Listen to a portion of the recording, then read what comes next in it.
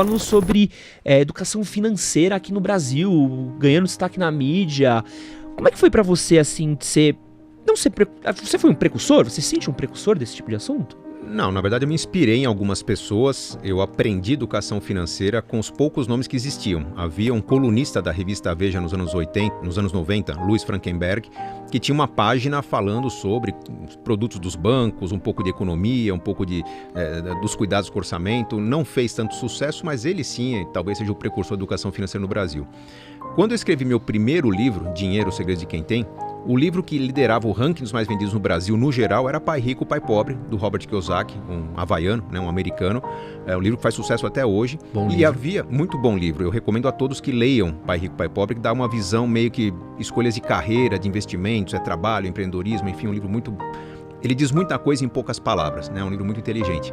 E ele era o mais vendido do Brasil, e havia um autor brasileiro que estava entre os 10 mais vendidos, que era o Mauro Halford. Ele ficou durante anos na Rádio CBN falando sobre investimentos. Tinha um livro chamado Investimentos, que eu considerava excelente.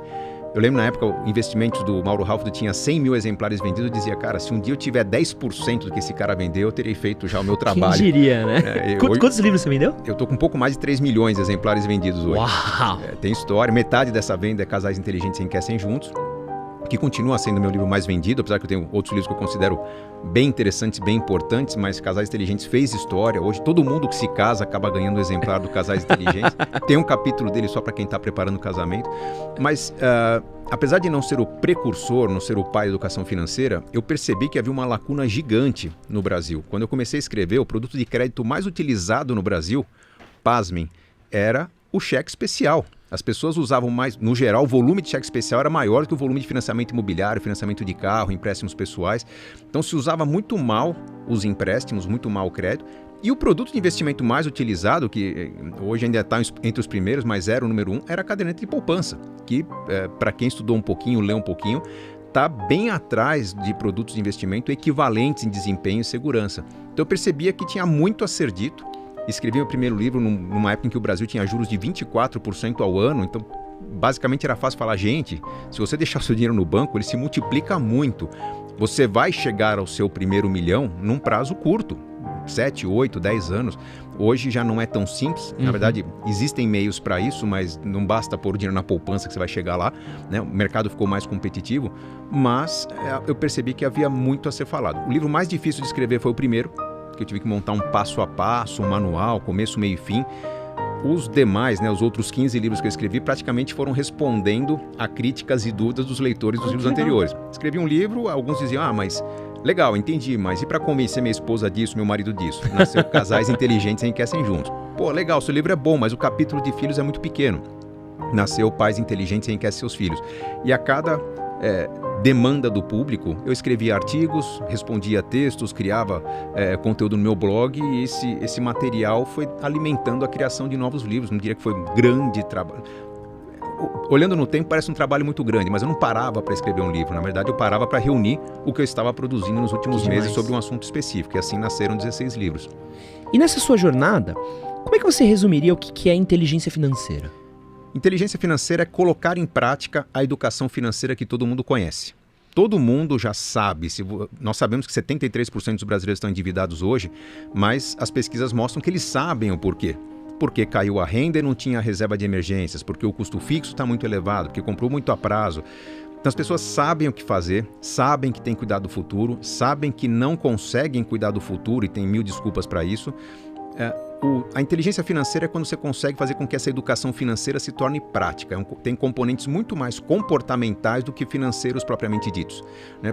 Puxa, se eu ganho, digamos, 2 salários mínimos, que não é uma maravilha, né? O próprio DIEESE, um órgão de governo, diz que o salário mínimo deveria ser de R$6 mil no Brasil, mas se eu ganho R$2 mil, não dá para viver de maneira digna. Não dá, nas grandes cidades brasileiras.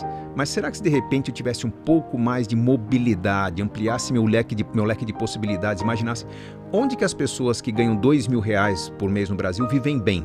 Porque tem pessoas que vivem de uma bolsa auxílio do governo que vivem muito bem com R$400, R$500. Com R$2 mil dá para viver excelentemente bem num lugar onde você tem um rio passando no fundo de casa, você pode plantar seus próprios frutos, criar suas galinhas. Então, onde que vivem bem as pessoas que ganham R$2 mil? Ou onde que pessoas que fazem o que eu faço conseguem renda maior que eu consigo numa grande cidade que tem muita gente competindo. Então, a inteligência financeira ela traz umas provocações que não é simplesmente um serviço de coaching, né? É eu parar, pensar, organizar as ideias, entender onde é que estão as limitações do meu plano, das minhas escolhas de vida e começar a moldar minha vida com um pouco mais de independência.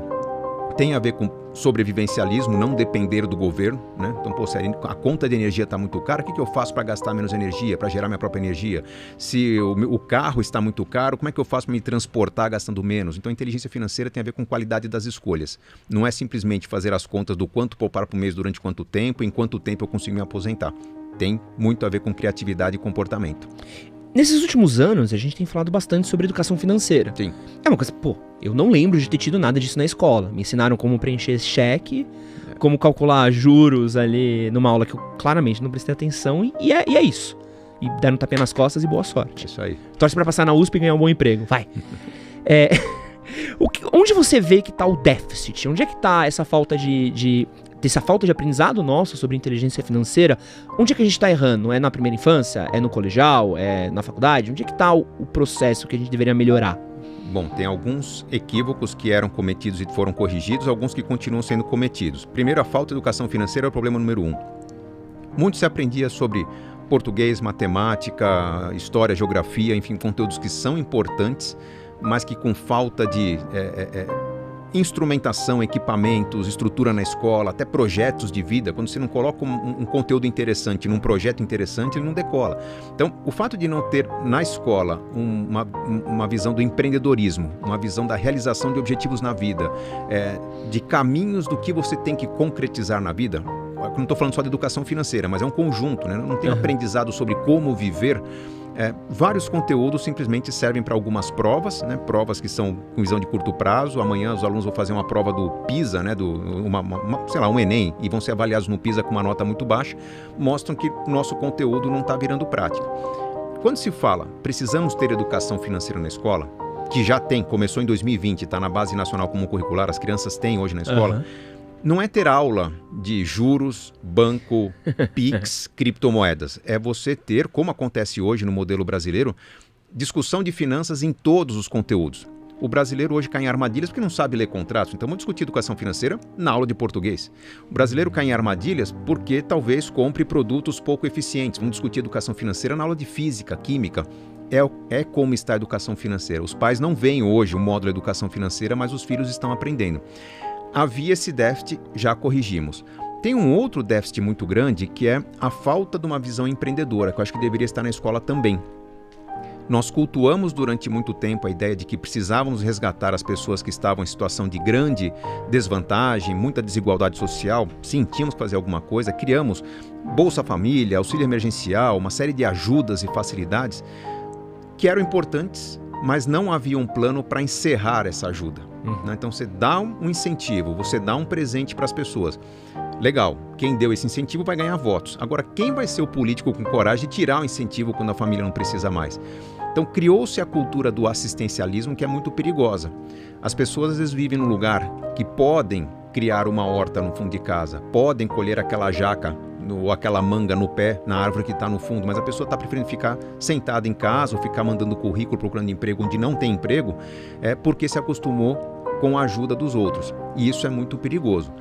Perceba que se você for para um outro país, não sei se você já morou um tempo fora, eu já morei um tempo no Canadá, quando você imigra para um outro país, um país sério, pelo menos o país que eu morei era assim, no Canadá, você chega, se não tem emprego, o governo te dá um programa chamado Outplacement, preparação para emprego.